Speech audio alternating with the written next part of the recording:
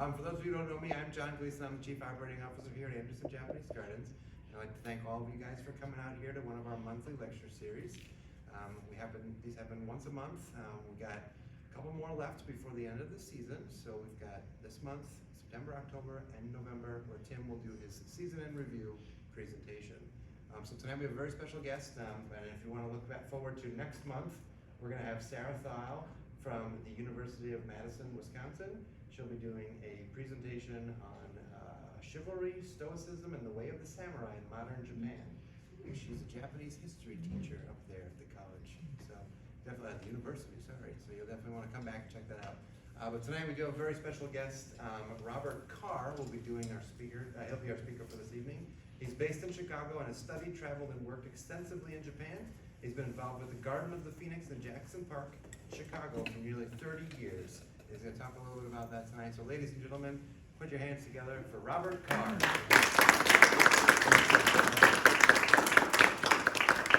Yeah, thanks, John. Well, thank you for all coming out tonight. Look forward to talking about the Garden of the Phoenix. When John and I were talking about tonight, I looked back and it was 10 years ago, last month, that I was here talking about the 120th anniversary. So we've just celebrated the 130th anniversary, and what I'd like to do tonight is really acclimate you. If you're not familiar, it'll probably be a little surprising to learn about this garden. If you know about the garden, I have some new stuff that actually has never been presented before. In the introduction, I've been involved with the garden for 30 years. So today's actually my birthday. I'm 55 years old. I was born a minute after midnight, the night Woodstock started. So I'm quite familiar with late 60s music, and if you have any questions, I can go in a totally different direction tonight. But I will stay on topic. The last 30 years, really, it started with, in college, I was an Asian language major, focused on Japan in the late 80s, studied there, and came across Frank Lloyd Wright's building, the Imperial Hotel, just outside of Nagoya. And then I wanted to figure out, how did Frank Lloyd Wright get involved in Japan? How did he develop that interest? And being from Chicago and having gone through many Wright houses, I was really inspired to figure it out. And about that time, some books were coming out about Frank Lloyd Wright in Japan. I got my hands on one, and they started to talk about the Wooded Island at the 1893 World's Fair, and all of a sudden everything came together that this history is right in our backyard. So it just was, I've got the question already, where's Jackson Park and what's all of that? So I prepared a slide. So you know where Rockford is, right? 93 miles from Rockford on the south side of Chicago is Jackson Park, and that's where the 1893 World's Fair happened. So here's a little bit closer view of it. It's 540 acres. It's quite large, and it was designed by Frederick Law Olmsted, originally in 1869, 70, and 71. In 1871, he published the South Park plan. And Central Park had already been designed and built in 1856.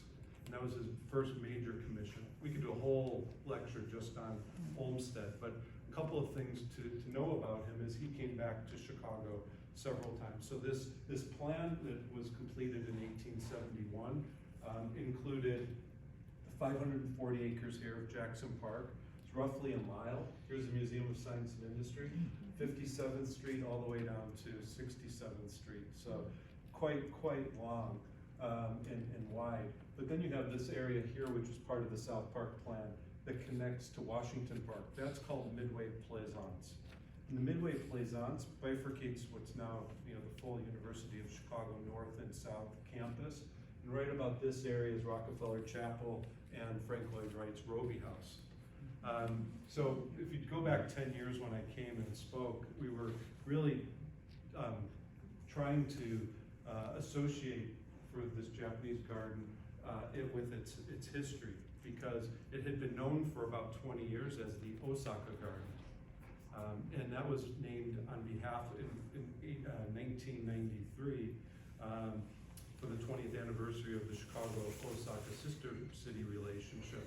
But what we found, and I chaired that sister city program for Mayor Daley, and I was not a part of the renaming, but you can imagine in the late 90s as I was starting to do all this research and looking into this, what we found is that when you talked about the Osaka Garden and this 20-year history, it was like, in relation to this 100-plus-year history, it would be like if I were talking to you about Michael Jordan for the first time, and I was explaining that he was this phenomenal rookie baseball player, and I don't tell you at all about his basketball career. So this history was kind of buried, and it was also unknown. And then with the name Osaka Garden, in that particular focus on one chapter of the history, it really needed a new name. So when I lectured here 10 years ago, we were in the process of renaming it, and it's now called the Garden of the Phoenix. And that's tied to the Phoenix Pavilion that I'm going to introduce to you next, that was Japan's way at the 1893 World's Fair, 40 years after being opened by Commodore Perry in 1853 and 54, and the world basically starting to come to Japan, and then Japan trying to modernize from a feudal country into a modern nation. In that 40 years, made great strides. By 1889, had a constitution, had military, industry, etc. It was the largest by dollars, and ultimately it participated in every aspect, every exhibit in the World's Fair in 1893, and was the largest financial contributor through their investments in that, including along with other nations. There were 46 nations that participated. They were all invited to build national pavilions for the first time in the World's Fair, and Japan thought this is really its coming out party. And it started to lobby for a location for its pavilion that wouldn't be off to the side, being an Asian country. Many of the call it Western countries, Europe and others, were kind of pushed to this midway plaisance, where there was a Japanese bazaar there, and a lot of other nations were represented there. But they spied this 15-acre island right in the middle of Jackson Park. And around that were these buildings, much like what you see in the Museum of Science and Industry, these neoclassic buildings. The only non-neoclassic building, and you just have to imagine it if you have, and I'm sure you've seen pictures, but all these grand neoclassic buildings. And then there was the transportation building right here. The transportation building was the only non-neoclassic building. It was designed by Louis Sullivan, and his right hand was Frank Lloyd Wright, who was 26 years old. So there's this story about Frank Lloyd Wright that's developing right now. But the Japanese come and they say they'd like to build on the wooded island. They have an idea for a building that they would like to gift to the city of Chicago after the World's Fair. That'll be something that can permanently be around and teach people about Japan and experience Japanese culture. So they lobbied for that. Daniel Burnham thought it was a really good idea, and he wrote to Olmsted, and Olmsted agreed. So this is a letter of February 1892 from Daniel Burnham, and Atwood was his partner. Atwood designed the Fine Arts Building, which became the Museum of Science and Industry. There were only two buildings. There's what's called the Iowa Building as well, but two buildings that were intended to remain after the fair. And the Fine Arts Building needed to be fireproof because there was all this artwork coming from around the world. So that was going to be permanent. That was Atwood's design. The second one became the Phoenix Pavilion. So February 5th, 1892, letter goes off to Olmsted. Olmsted had this idea that the island would be a sylvan, a place to get away from the hustle and bustle of the fair, quiet, no buildings. But he agreed that the Phoenix Pavilion, the whole Oden, as is known in Japanese, could be built. The masterminds behind that pavilion are quite well known. Kudo Masamichi, the architect, was trained under a Western architect, one of the first Japanese architects, Western architects, Until then, architects didn't exist. They were master carpenters and built the same way for centuries. But Kuru Masamichi designed a building that Okakura Kakuzo, very famous person who wrote the Book of Tea, which maybe many of you have read or heard about. He was the head of the Tokyo Fine Arts at that time, the Tokyo Fine Arts School, which became the school. It's now part of University of Tokyo. And then Kuki Ryuichi. Kuki's their last name, Okakura, Kuru, those are all last names. And he was the head of the Tokyo Imperial Museum. So they felt that they needed a building that would really represent not the 40 years of Japanese history, but really introduce to the United States and the world, people around the world, that Japan is a 1,000-year-old, well-developed country. So they looked at all different models, what kind of building to build. They thought Kinkakuji would be a good idea. That's the Golden Pavilion. It's iconic, so I'm sure you've seen it, but they didn't want people in the end to climb stairs, and you wouldn't be able to get a lot of people through it. So they came up with a different idea. That was one based on the Byodo Inn, which is what I'm going to show you next. They took what was a 11th century temple, which still exists today. This is on the back of a 10-yen coin, so if you've gone to Japan and you have some change, you'll see it there. But this building was built for the 1500th anniversary of the death of Buddha. So in 1052, this was built. 1053, the 1500th anniversary. They really felt that humanity was going to enter into the third phase of the knowledge of Buddha. There's the learning, the knowing, and then the forgetting is the sort of the three phases. And it's well steeped not just in Japanese culture, but the culture of India as well as China, although they measure the eras a little bit differently. But they believe that the only way for to be saved would be to pray to Amida Buddha, who had vowed to remain here in our world until humanity was saved. Okay, so big undertaking, beautiful temple. A lot of these temples were built. They mimicked where Amida Buddha exists, which is in the Western Paradise. So this facies, it's really the shape of a phoenix, and it has a tail, and it's also considered like the Phoenix Hall. The Byodo Inn is what it's called, or the Byodo Inn. In the center of this building is Amida Buddha. So just remember that, because when I talk about Yoko Ono's piece, which was installed in 2016, it relates to this story. Okay, so February 5th, the letter from Olmsted is shot off, the letter from Burnham to Olmsted is shot off. Olmsted approves. On February 11th, the Japanese Commission submitted a formal proposal to the city of Chicago, because after the fair, city of Chicago would need to take care of this building, so they need to be in agreement. And Chicago accepted on February 19th. And in the proposal and in the agreement, they agreed that this would be Chicago would maintain it in good condition permanently as a place to learn about Japan and experience Japanese culture. So they had a wonderful ceremony. This was constructed, prefabricated in Japan, shipped to San Francisco by boat, then put on train and brought all the way up to Jackson Park in Chicago, where 24 Japanese craftsmen put it together over the winter of 1892 and early 1893. And then on March 31st, the dedication occurred. Daniel Burnham was there. Olmsted was quite elderly. He wasn't, but practically every representative, practically all of the nations participated in this ceremony. It was a big deal. It was on the front page of the Chicago Tribune and then across the country. And it was talked about as obviously something special and a permanent exhibit of Japan for the United States and a symbol of the U.S. Japan relationship. So we have lots of photos, lots of information. That's what the Hoden looks like, or looked like. Here's the north end of the wooded island.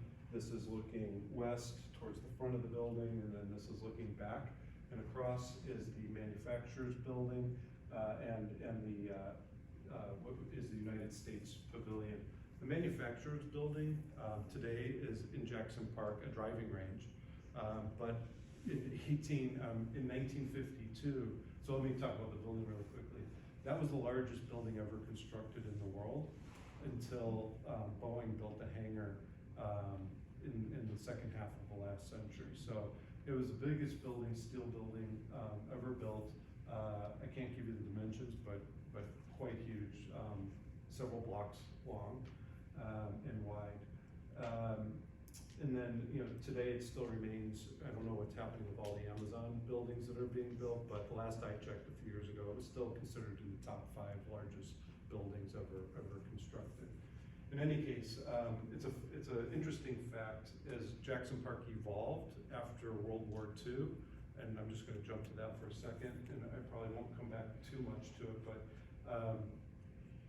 after that building was removed right immediately after the fair, it was the whole Jackson Park had a plan by Olmsted, and it turned it into a quite beautiful park, very similar to Central Park. So the buildings were removed, and an Olmsted Park was completely constructed. By the 1930s, it was considered one of the best Olmsted parks in the country. Quite beautiful. In the early 1950s, we had something start called the Cold War. Some of you might remember it, and some of you might remember what I'm about to tell you. We have in Indiana, and have even more extensively, the steel industry and other industries that were really needed to be protected. Should, I think they called them the Ruskies, fly over, the Russians, fly over the pole undetected, and if they made their way all across down through, the Great Lakes and wanted to attack Chicago and Indiana, we need to be able to defend ourselves. So Jackson Park was one in Montrose in Chicago, as well as 22 other sites right around Lake Michigan, right around the city, were turned into Nike missile bases. So does anybody, I'm sure some of you have heard of this, right? But there was a Nike missile base put in Jackson Park, and talking to some people who used to play there in the 50s, 60s, and early 70s. It was there until the early 70s. They would remember the missiles being for testing, being pulled out of the ground and put in position to be launched. And these weren't small missiles either. I mean, they're about the length of this room. Anyway, it's just I'm suggesting Jackson Park has had a very interesting story beyond just this Japanese garden. So this proposed building, as I mentioned, they wanted to tell the 1,000-year story. So they designed it in a systematic way, modeled after the Byodo Inn, and they decided that each of the parts of this building, really 3 buildings combined as one unit, would represent, each of the buildings would represent a different era of Japan's 1,000-year history. So there's what they call the classic era, the Heian era, which would be roughly late 900s to 1200, and that's the era that the Byodo Inn was built, and the Fujiwara family was in power along with to support the emperor, and the emperor had true power at that time. The second era is the medieval period, and that roughly is your 1200s to 1600. And during that time, there were lots of civil wars, etc. That's where two periods of rule, the Kamakura and the Ashikaga periods. Those were ruling shogunate, ruling families that dominated or controlled in Japan for several centuries. Then you have what we call the pre-modern era, before Japan was opened up, and that was the Tokugawa shogunate. And you've seen the show Shogun, either the first one or maybe the second one, but that's the era that they wanted to depict as well. So those 3 main eras, the classical area of Heian, then the Ashikaga, Kamakura shogunates, and then in the end, the Tokugawa period. And that would bring the history of Japan all the way up to its opening in 1854. So you had the Heian period here in the north building, central building was the 3rd period, the Tokugawa period, and then the middle period at the end there. And each of the rooms were designed to reflect what would be an aristocratic family's home or shogun's home or living quarters, and it was quite detailed. And again, the people involved, the amount of investment, it was pretty accurate. They have modeled after very specific buildings. We have photographs of the entire building as well, much of which I'll show you tonight, and then the interiors as well. But just for time, I'm just showing you the middle building. This is I guess a half-completed slide, but this just quickly shows you Frank Lloyd Wright in 1922 in front of an almost completed Imperial Hotel. This is the building that I had come across when I was about 19 years old in Japan. Not the entire building, just the middle portion, which was the lobby area, quite large, about the size of this building, relocated in Nagoya. But there's Frank Lloyd Wright right there. And he said this is his gift for what Japan gave him. His encounter with the Hoden at age of 26 enabled him to deconstruct the box, as he called it, which was basically the four-square typical American house. And rather than just have windows, which are just punched holes in walls, he was able to marry the interior and exterior environments and create what became the prairie style of architecture, and he carried that throughout his entire life. So that's a whole other story. But now we'll get into sort of the next phase, which is after the World's Fair and the 1930s, which were spectacular because they added a garden to the Phoenix Pavilion.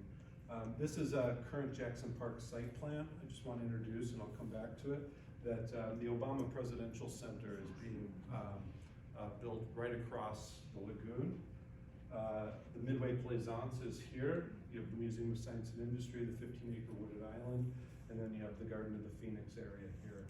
So what's quite special, and we didn't see this 10 years ago when I spoke here, that we knew if we kind of built it, people would come, and it's a very popular site now, the Japanese garden. But what they're expecting with the Obama Presidential Center is, in the opening of the back doors of the Museum of Science and Industry, that's 1.5 to 2 million visitors a year right here. And this is expected 750 to a million visitors. Much will be the same visitors, but between these two sites, you triangulate yourself with an outdoor experience within the garden. So what I'm going to show you tonight are plans that have been in the works to improve that site and make it possible to accommodate the numbers of people. But the good news is the original intention back in 1892 when they signed the agreement that this would be a place to learn about Japan, experience Japanese culture, it really feels like it's coming to full fruition here. So this is what it looks like today. Comparatively to this garden, this is very small. This garden, meaning Anderson Japanese Gardens. You have the 15 acres, and this is at the north end. And you have what is still basically a 1980 design, and it's been added on to. And I'll explain that in a little bit as I take you through the history, because clearly the Phoenix Pavilion isn't here anymore, and I'll also explain why as well. But where the Phoenix Pavilion was, we have Yoko Ono's Sky Landing. Basically, the Sky Landing is a 12-petal sculpture, lotus, coming out of the ashes of the Lost Phoenix Pavilion, and then two land mounds, and these are in the shape of yin and yang. And there's purpose behind this design, which I'll explain in a little bit. All right, so Phoenix Pavilion is about 35, almost 40 years old. Chicago now is going to host its second World's Fair, the 1933 World's Fair. Japan's participating in that as well. It's a very tumultuous time. Japan leaves the League of Nations right before the opening of the second World's Fair in 1933, which was on Northerly Island, right by the Field Museum.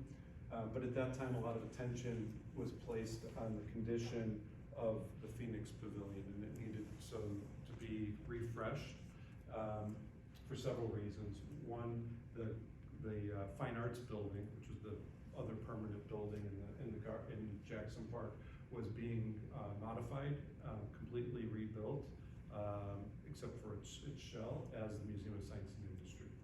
So as part of the 1933 World's Fair, another destination at the World's Fair would be that opening. And so people would, just like we're talking about the Obama Center, make their way out into the park, and they wanted to improve that site. So they added a Japanese garden, long and short of it. So for the World's Fair, none of this was here. It was just a small inlet from the lagoon, and a Japanese garden was added. And much of the garden is comprised of elements that were brought over from Japan that were part of their exhibit for the World's Fair, including the tea house that I'll introduce. So the photos I'm going to show you now are photos that most people have never seen, and this is the first time kind of showing you in their evolution from kind of old, rough photographs to cleaned up and also colorized. So in each of these slides, you'll see an arrow in where the photo was taken. So just see how this goes. So basically, you'd come onto the island, walk towards the Phoenix Pavilion, and you can go behind it or in front of it towards the garden. You should go left or you can go right. And then once in the gates, this is what the Phoenix Pavilion looked like in 1935 after it was restored. So it was originally not painted, and they made the choice to paint it in 1933, and it was kind of a crimson red, which is similar to what you find in a lot of buildings, including the Phoenix, the Gyoto Inn in Japan. When I first saw that in the late 80s, it was just natural wood, very dark, aged. The Phoenix Pavilion in Chicago was made of hinoki, which is like a cedar. It's very similar to what a cedar looks like, and very light color. But they decided to paint it red, refresh it, and that's why you see the coloration here. So this is looking back towards where you would have entered the area. This is the backside of the Phoenix Pavilion. This is looking from the center of the Phoenix Pavilion into the new garden.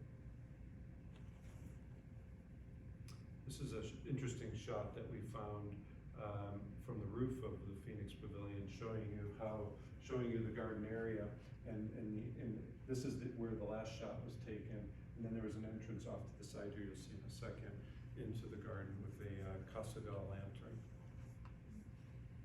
The Japanese garden was curated by Shoji Osato. Yet a whole other story, very interesting history.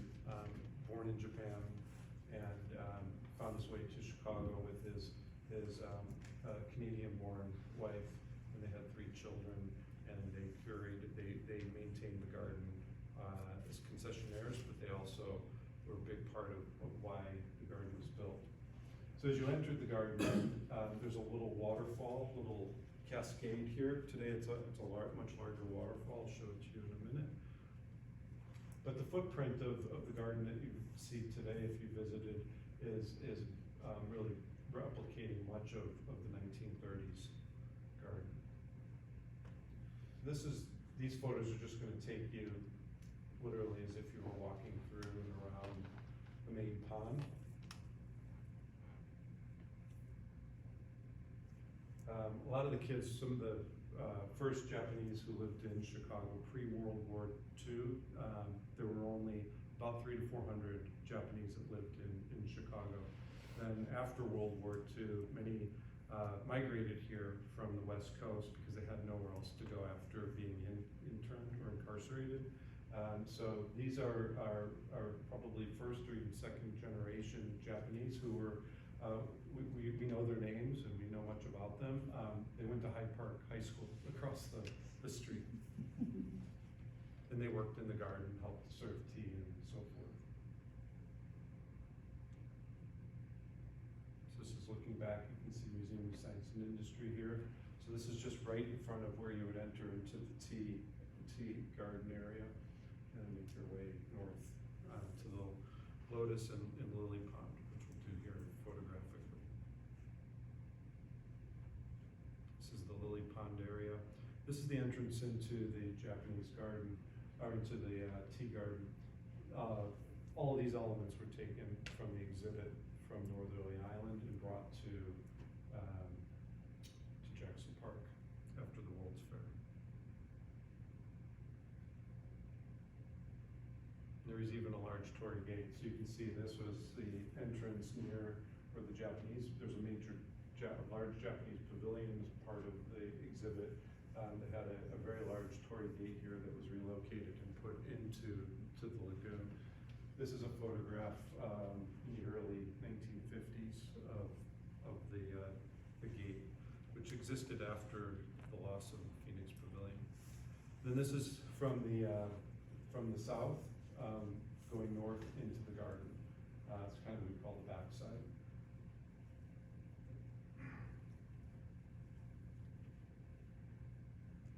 So the garden, the Phoenix Pavilion was lost to arson in 1946. There were two fires, one in July and one in October, and completely lost and then removed. And then essentially over the next 30 years, progressively all of the elements of the garden disappeared. So you can see it just kind of receded into the lagoon. In the 1970s, there was much talk and plans to bring back the garden, which they did. And Kinaji Tomoto, who's depicted here working in the garden, he is actually an architect and was a student of Frank Lloyd Wright's. He was hired to design and reconstruct the Japanese garden, which is what the basis of what we have today. This is the chapter Osaka Garden. There were some additions made, including a formal gate to the garden, which is called Osaka Gate.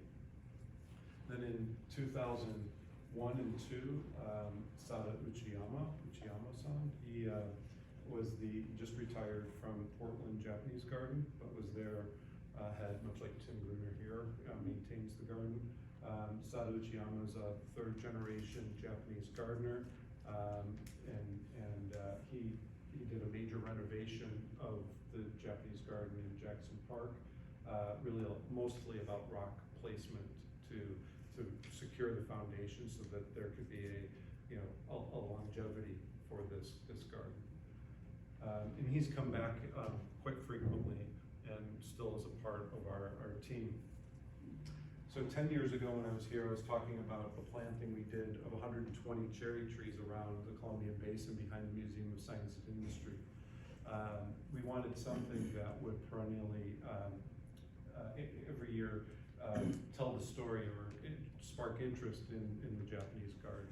So 120 cherry trees, 120 years, renaming the garden to the Phoenix. We now have over 200 cherry trees there, and they're thriving, and literally when they bloom, 10,000 or more people come down, and it's talked about. It's great. There's Sky Landing. Yoko Ono came in 2013 when we were planting those, and conversations ensued about doing a project there together and doing it on the site of the Phoenix Pavilion. So just really quickly, the concept of Sky Landing was, if you remember the Amida Buddha, if you pray to Amida Buddha, you can be saved and go to the Pure Land, and also humanity can be saved somehow. Yoko's idea was similar, but it's not that we should rely on Amida Buddha or others. We all live here together, and peace begins within each of us. So her work is always an interactive. So rather than create a sculpture that you just simply look at, these 12 lotus petals really are similar to the lotus petals which Amida Buddha sits in the Byodo Inn. And you walk into it to have that realization. So not that you become Buddha, but that you realize that everything stems from within each of us. So that's the idea. And then, of course, in 2016, as we were doing that, President Obama chose Jackson Park for the Obama Presidential Center, which is now constructed. The outside is now being put in place. But there's been a number of improvements to the area. There was essentially a small superhighway that went through the park that's been removed, returned to parkland, and traffic is being moved around the park. So moving from the wooded island to the museum to the Obama Center will be possible without crossing streets, which is great. And these are just renderings, but it's now slated to be open in 2026. So really quickly, once that was announced and we knew the importance this site would have and all the people that would be coming, the Japanese government in 2017, we worked with them and they were able to contribute money and time to hire a Japanese gardener, and that's this gentleman here, Mitsuhashi Kazuo. He passed in 2021, but his last major work was the Garden of the Phoenix, and he did a new master plan. This is Sada Uchiyama, who I spoke about in the 2001-2 era from Portland. He helped with that selection. So what we have now, and I'll show you, is the work that Mitsuhashi-san did in 2018 and 19. So one thing he did was complete the waterfall for the garden. And he worked with Japanese gardeners, many of whom continue to come back and work with us. Of course, you recognize this site, Tim Gruner and the team here at Anderson Gardens, and then here T at the Anderson House. So, of course, we looked at conditions and opportunities. As I mentioned, this is really constructed in 1980 with limited funding. It's been improved over time, but it really is in need of a larger overhaul. So there's bridge issues, security issues, approaches. For example, this approach is a direct approach to the gate. You'll see in the alternative designs that you have a pathway of discovery, which is much more conducive to in a Japanese garden. So what Mitsuhashi-san did was basically create a new plan, creating areas and addressing each of those areas with improvements that I'll show you now. So the relocation of the pathway to the main entrance of the garden. Adding a whole new area to the garden. This is a gazebo. One of the elements that we can do or one of the things we can do with elements like a gazebo, and this is a design that's in Ireland, is maybe mimic portions of the Phoenix Pavilion, which Frank Lloyd Wright did right after the World's Fair, is he started to break that box. So just this little porch area, as you can see, looks very similar to one of the wings of the Phoenix Pavilion and that gazebo. So one of the things we're going to try to do is tell the story, or have opportunity to tell the story of the evolution of the garden. And then this is the ceiling in the holoden, and maybe we would be able to replicate something there as well in the gazebo or other buildings. We just replaced the moon bridge earlier this year in April. Projects with Osaka continue. There was a new rock garden put in. Very interesting story here that I'd be happy to talk about if you have questions. There are plans to put a tea house into the garden. We have just a gazebo-like structure today from 1981, but this is a garden that was, our site was in 1893 built during what they call the Meiji period, Emperor Meiji, and this was a gift, the holoden was a gift from Emperor Meiji. So the focus is replicating a existing tea house, a Meiji era tea house in this garden. And the tea house that's depicted here is in Meiji Shrine in Tokyo, a part of a garden called the Iris Garden, which Emperor Meiji built for his wife. around the turn of the previous century, around 1900. And then we have Sky Landing, which one idea was to add 2 additional mounds, break up the path with the Nobidan path to give it a little bit more texture, as well as a stopping point to enter. And then he had Misashi-san had an area from the garden which could overlook the Sky Landing. So Yoko Ono still remained active in the design after 2016, and we've worked with her and developed a couple of additional ideas. So this is Mitsuhashi's plan, which is currently being reviewed and potentially funded, which would be great, to have this done before the opening of the Obama Center. If not, then hopefully soon after. One idea is to bring Sky Landing into the garden and relocate the outer path. This is just a roughed out idea. And we've done some visualization of that here with some mock-ups, as well as a view here of how you would walk into it from the garden. Okay. Just threw a lot at you.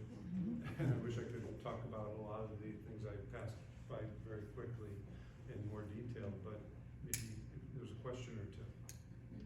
Yes? I think of mounds, I associate that with indigenous people. Can you tell me why mounds would belong in a Japanese garden? So the mounds are often used in Japanese gardens and have for centuries. So in this case, the idea for her for the mounds was simply to give a sense, originally something to give a sense of the size of the Phoenix Pavilion. So that was the original idea. Since she wanted to replicate and speak to the idea of Amida Buddha, so she had the concept of the lotus petals, rising from these ashes. But then she wanted to show the wingspan of the Phoenix Pavilion, and the mounds became an opportunity to do that, and the shaping of them as something that represented infinity, the universe, yin yang, and these are just concepts that she had as far as Japanese culture and specifically a Japanese design. There's plenty of examples where mounds are used within Japanese gardens. Hers is an artistic approach with that meaning behind it, but also interestingly, these mounds now are the highest points within Jackson Park, in Chicago, even though they're not very tall. Yes? Who's a couple kind of spear-related questions? Who's maintaining the gardens? Sure. So the Chicago Park District owns and operates about 8,000 acres in Chicago. It's the largest city park system in the world. So they're responsible for maintaining that. The Garden of the Phoenix Foundation, as well as some other organizations, support in various ways. But the work is in operations and maintenance is all funded by the city of Chicago.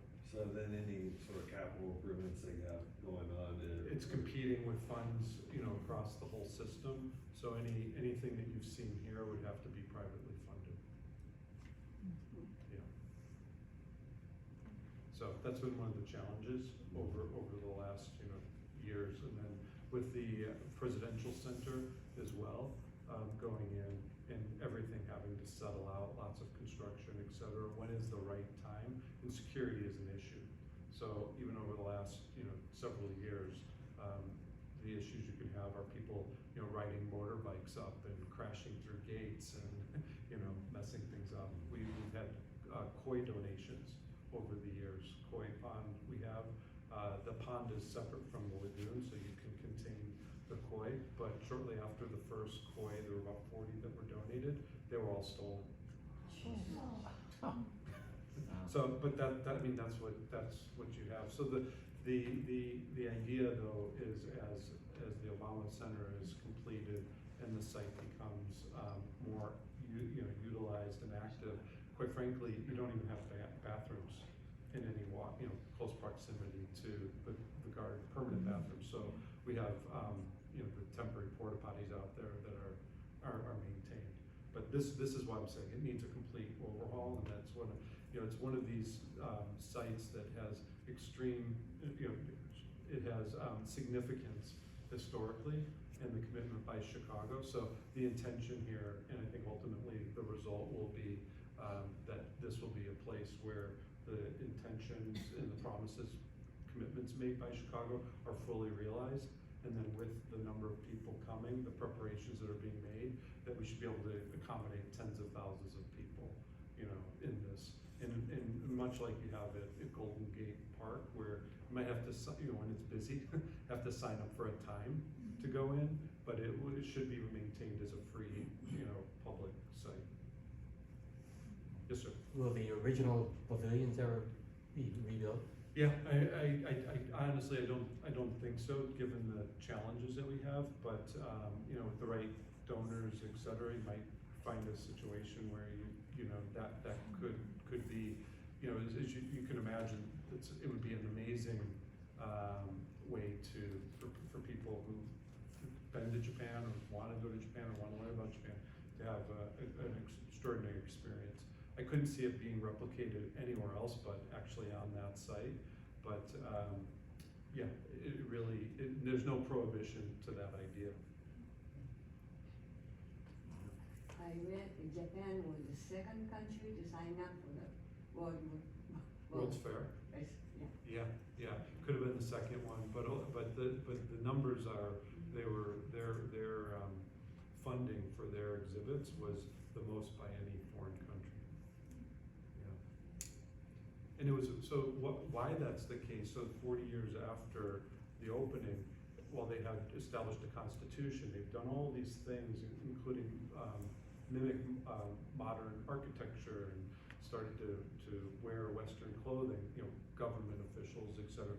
What they were trying to do was overcome the unequal treaties that were put in place in the 1850s and 60s. So Japan was not able to trade freely with the world, and foreign countries had extraterritorial rights within Japan, which meant they were not subject to the laws of Japan when they were there.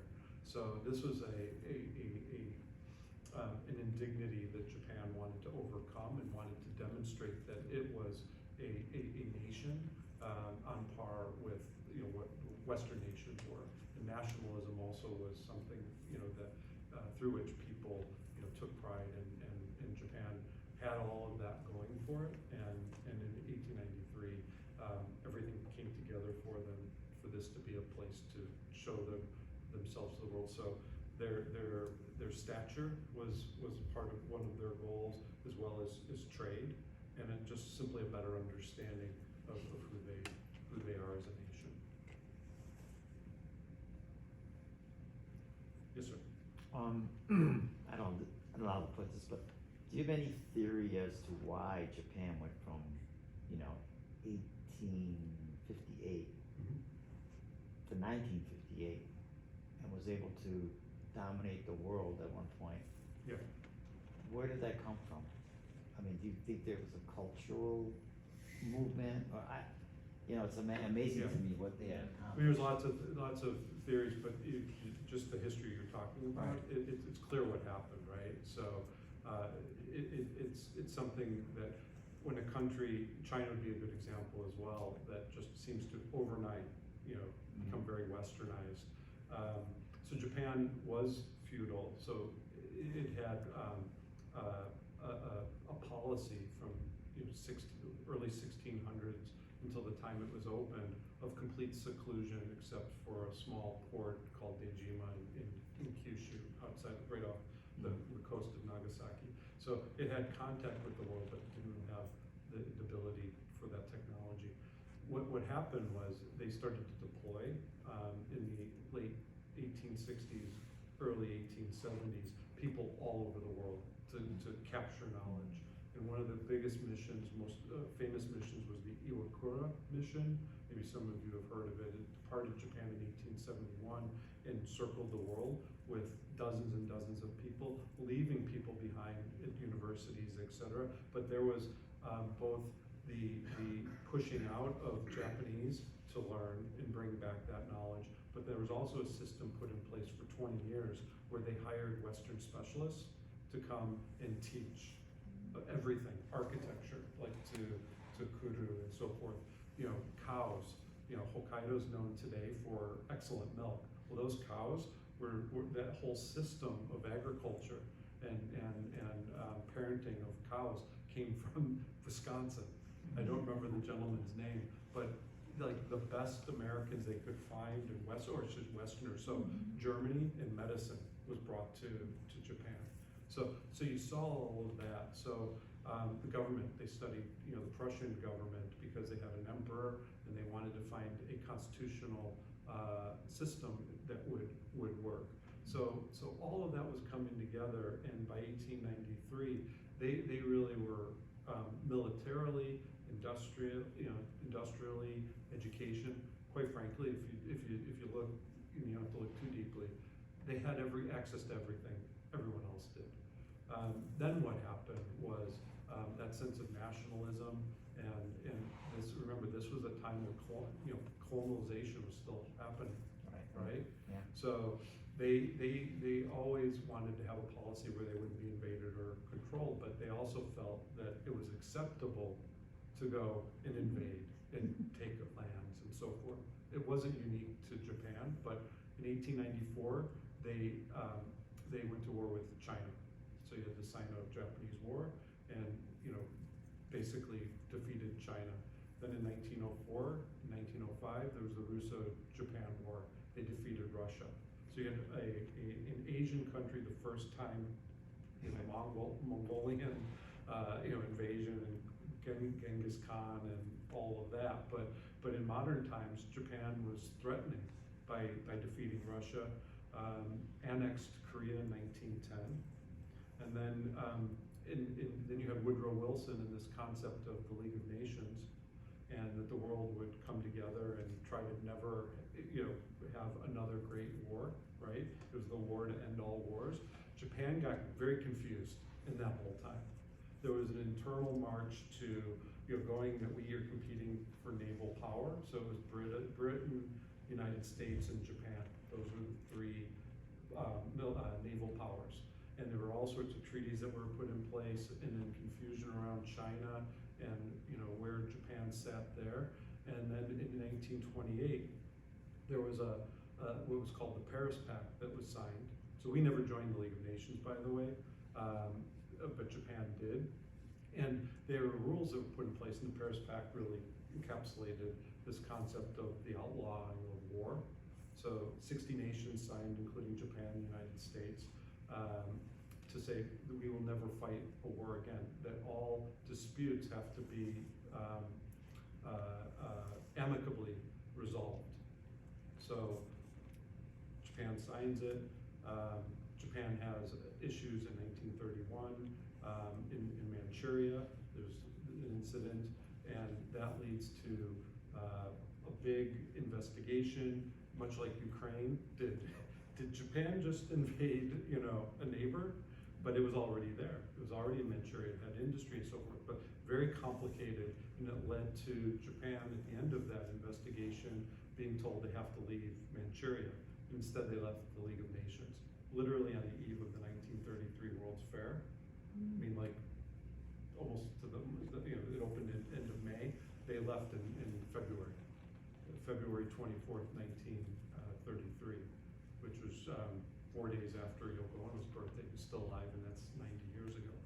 So you have this, if you look at the history and you look at, they were eager and ready, and they did not want to, from day one when they were opened up, be overtaken like China was, and the Philippines and other Asian nations. They just weren't going to have it. They came from still a feudal mentality of samurai and pride, but the samurai system was gone, and the Genmyo, as they called them, became the leaders, and they were the southern leaders who were the outside samurai daimyo leaders that overtook the Tokugawa government and said no more. And it was expel the barbarians.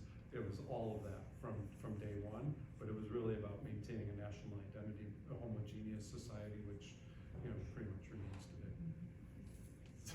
Very good. I like that. That was pretty good. Should I go backwards? Yeah, so, this is my wife Kate. We were married in Kyoto, and, kids and everybody know Japan quite well, and, it's been a big part of my life, and my interest really sparked from that moment. It's like, how in the hell did Frank Lloyd Wright build something in Japan? I mean, I can still remember the moment, and coming back to Chicago, and it's like, it's right here, and I went out to the Japanese garden, and well, unfortunately, what was there in 1994 or so, because I was living in Japan before law school, I was working for a Japanese construction company, came back, and there were drug needles, beer bottles. I mean, it was a mess.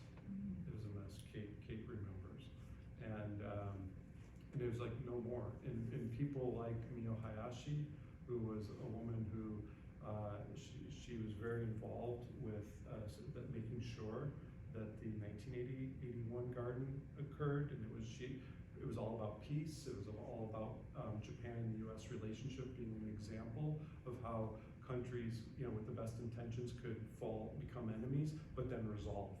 And I think that garden and what Yoko did is very important to kind of encapsulate that. But I got, in this very special time in the mid-90s, got to meet all the people that were involved in that, and now just carry it through. So the Garden of the Phoenix Foundation is doing the best it can to do that, and Anderson Japanese Gardens has been a phenomenal partner for us.